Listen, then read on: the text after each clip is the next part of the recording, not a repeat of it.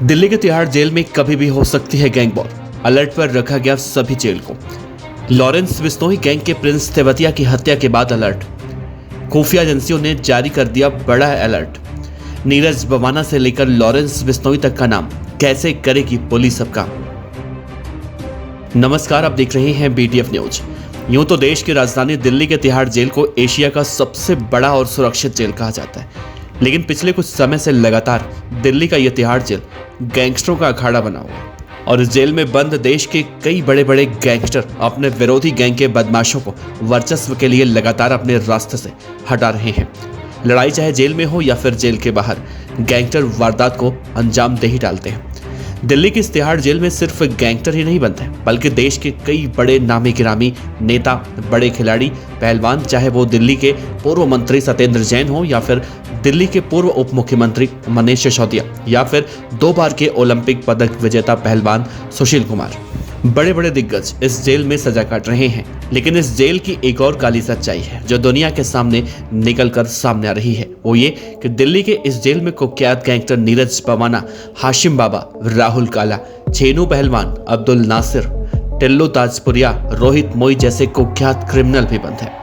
Punjabi singer Sidhu Moosewala की हत्या का आरोपी गैंगस्टर लॉरेंस बिश्नोई भी इसी जेल में सालों से बंद था और यहीं से बैठकर उसने सिद्धू मूसेवाला की हत्या भी करवाई थी।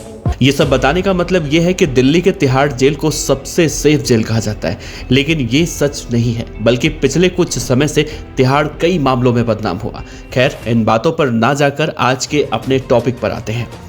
जिस जेल के बारे में हम आपसे अभी चर्चा कर रहे थे, इसी जेल में पिछले दिनों एक गैंगस्टर की हत्या कर दी गई। नाम था प्रिंस तेवतिया। ये साउथ दिल्ली का कुख्यात बदमाश था और लॉरेंस बिश्नोई गैंग के लिए काम करता था, लेकिन इसकी हत्या हो जाने के बाद आरोप लगा दिल्ली के सबसे बड़े गैंगस्टर और दाऊद नीरज बवाना गैंग के रोहित चौधरी पर।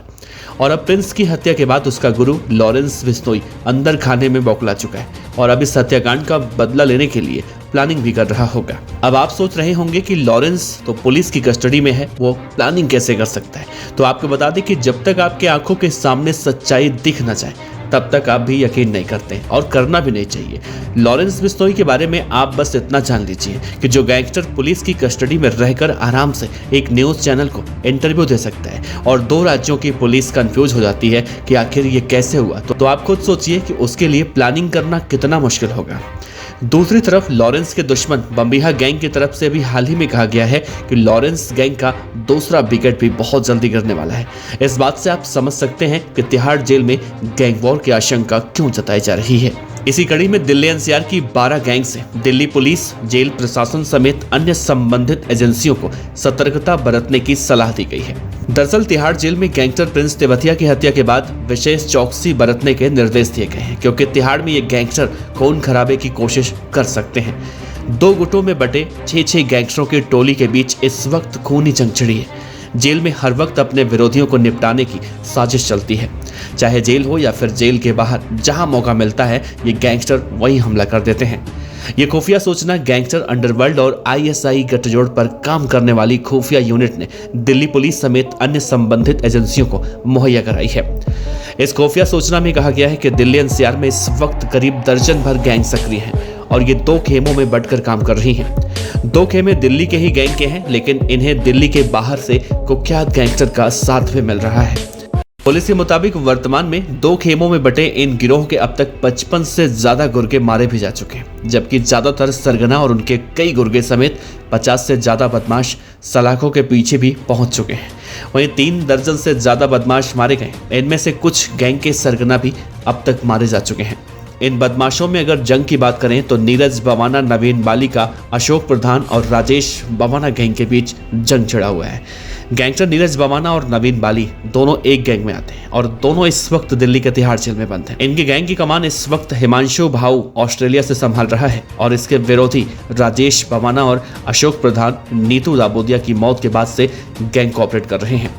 दूसरा गैंग है हाशिम बाबा और छेनू पहलवान। ये दोनों ही गैंगस्टर मौजूदा वक्त में सलाखों के पीछे हैं, लेकिन इनके जेल जाने के बाद इस गैंग की कमान इनके गुर्गे संभाल रहे हैं। हाशिम बाबा गैंग की कमान बॉबी कबूतर तो छेनू गैंग की कमान नसीम संभाल रहा है। इनके बीच साल 2010 और 2011 से ही रंजिश चली आ रही है। तीसरी गैंग है जितेंद्र गोगी और सुनील उर्फ टिल्लू ताजपुरिया गैंग की।